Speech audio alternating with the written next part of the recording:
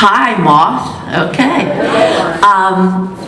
My grandmother, I loved her so much, and I called her Ma. And she had a ring on her finger that I used to just look at since I was a little girl.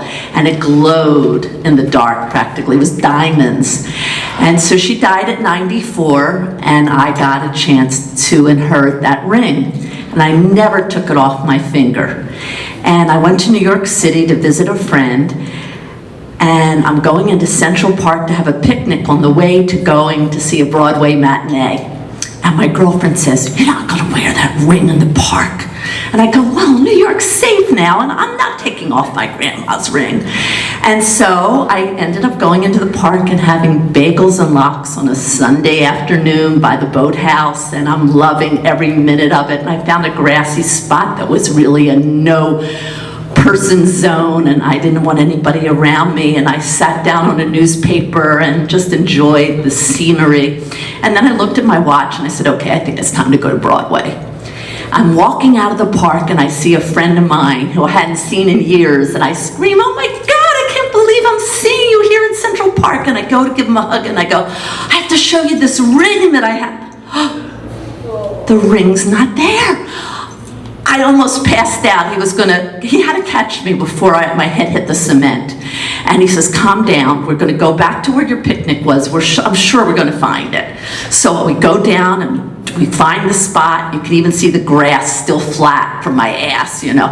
And we're on the ground and we're looking for it on all fours. No ring.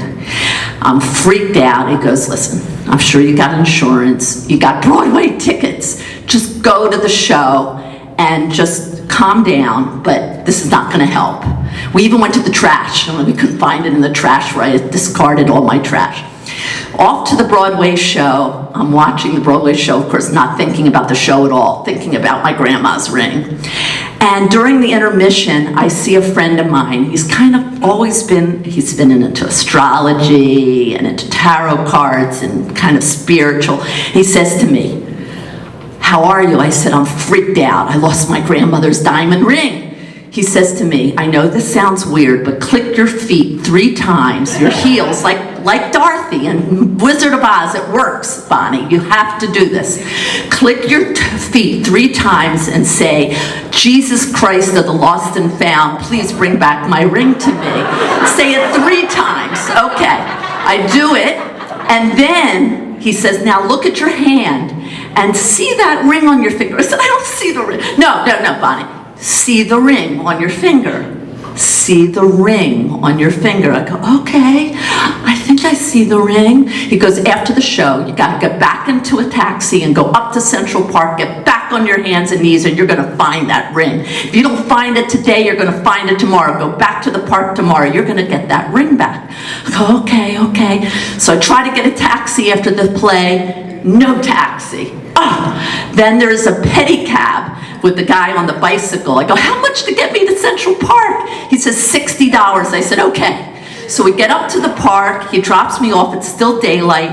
I now climb over the fence to get into the area. Of course, I picked an area that was really like a no-person zone. So I'm glad no one else is around. I go back to what I think is where I last had my picnic. I'm on my hands and knees, and over, just over where the speaker is, over there, a man steps into the fence of this area that I'm in and says to me, "Can I help you, ma'am? It looks like you've lost something."